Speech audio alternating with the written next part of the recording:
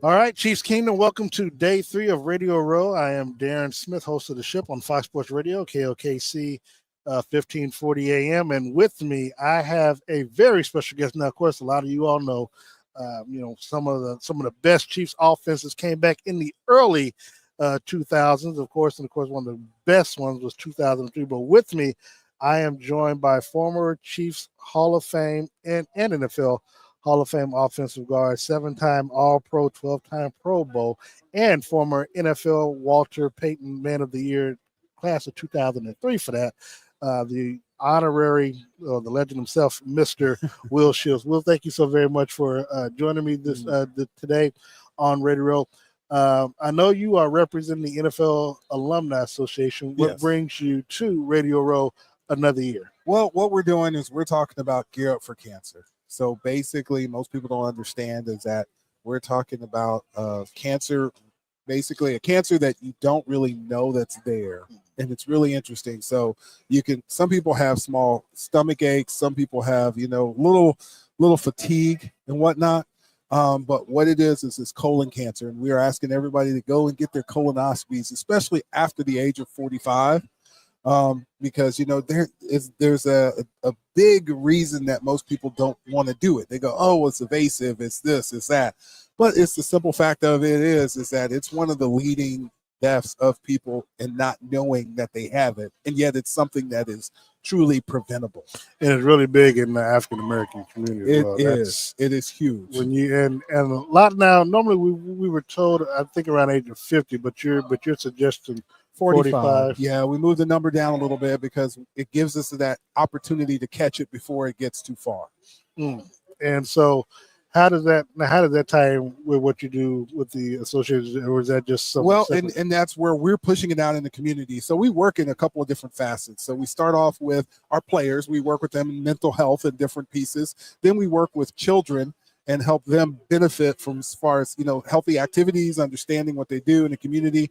And then we do our community base. And this is our community base as far as helping the community understand that we cover all different aspects of life.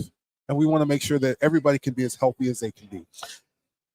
Even if you're not a former NFL player, but with the information that you're getting out, how would someone, let's say like myself, maybe I meet that 45-year cutoff range and above, whatever, if I wanted to get more information or try to get myself checked? Yeah, if you want to get more information, we actually have it on our website, which is NFLA gearup.org/cancer. So that you can actually check out and get the information so that you know what's going on. And we're actually might be in a community near you because we're now doing tests in different communities. And we'll be here in Louisiana actually in a couple of months doing a major checkup so that those that can't can get an opportunity too. Now, where do you do yourself based out of? Are you still back in Kansas City? Still out of Kansas City. Yes, yeah. I still work out of Kansas City. So it keeps me busy and fun and humble and all that good stuff. So it's good. Let's shift our focus to this weekend's game, because I know Chiefs Kingdom would be killing me if I didn't get your thoughts on this weekend's matchup. Obviously, Kansas City, Philadelphia Eagles, a rematch of just 2 years ago where they won 38-35. You've seen how this team has operated throughout the year. They've pretty much been dismissed, even though they were 15-2, 15-1 when the starters played most of the season. But it was always about Detroit and the high-powered offense scoring over 30 points a game. Buffalo and Josh Allen and Lamar Jackson on the verge of winning his third MVP. And it was like the Chiefs were an afterthought. Which team was going to knock Kansas City off to keep them from being a 3-time Super Bowl champion? That in mind, your thoughts on this weekend's game? I think it's going to be a great game. I think it's great two teams to have fun watching. I think the X factor will be us against that Barkley kid. He could be a problem. Yeah. And I think that's going to make a big difference. Not saying that AJ Brown and all the other guys will not be a key factor, but it will come down to those players that you don't expect. Can they make the plays and can they do the things to sort of control the line of scrimmage? And it's always coming back to that. Because, the only year that the Chiefs did not win a Super Bowl was because the line of scrimmage was sort of at disarray. Yeah. And I think that makes a difference. But I think for them, that's part of the process. They've got to be able to control the running game, control the front line, and be able to push forward from there. you have watched this team throughout the season. What's your takeaway of this offensive line, especially now? Your counterpart Joe Tooney, it's moved out to left tackle, and basically that core inside of Tooney, Creed, and Humphreys was solid, but there were obviously issues with the left tackle. From your perch, where you got a chance to watch the games this season, your take on the offensive line? They've done a good job with what they have. They've been able to move people around and still make it work. I mean, you think about it, over 15 wins, that's amazing. With them having some of the issues and problems that they've had over the year. But it also depends on how they attack from this point forward. Does Tony stay out there? Is their left tackle healthy enough to get back into the starting lineup?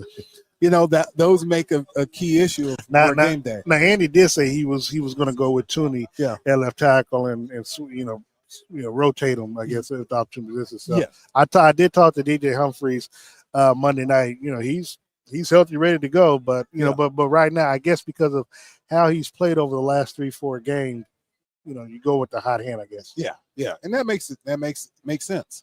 Because we have had it happen before where we've switched guys going into the playoffs, and it's cost us a little bit. So the cohesiveness and understanding, and then the game planning. So maybe there's something special they got in store by having Tooney out there, because he does do a good job of hustling and doing different things. But I think they'll still have to move the quarterback around a little bit and make his throwing spots a little different on purpose, not letting the defense dictate. As good as this offensive line has been, what challenges if you've watched them, the Philly defensive line, because I know they're young. I mean, they're real young and they're fast, and Jalen Carter has been a beast this season. What problems or what issues do you see them presenting this offensive line for the Chiefs? Well, you mentioned it. Jalen Carter is going to be an issue. He's going to be a problem here.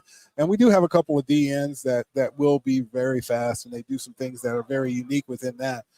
They're a team that could rush 4 and give us a little issues here and there compared to having to bring a 5th or 6th guy. And I think that's where we're going to have to move him around a little bit, make some things where he can find other spots to make his plays from. I know you get this question all the time, but your offensive line compared to this offensive line, how would you fare if you had Patrick Mahomes in the backfield?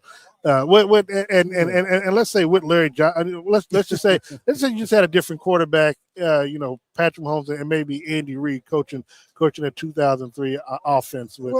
But that's where you got to see that 2003 offense was dynamic within itself. I know. So adding one person here and there might not change the dynamics out of it, of what you've done and what you do, because we had great coordinators, great teammates, great things like that.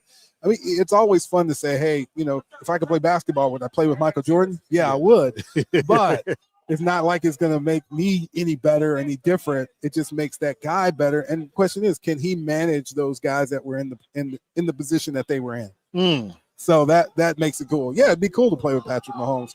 I had a quarterback that was similar to him, Rich Gannon, that would run around and do different things and everything else. Not the same they're different level.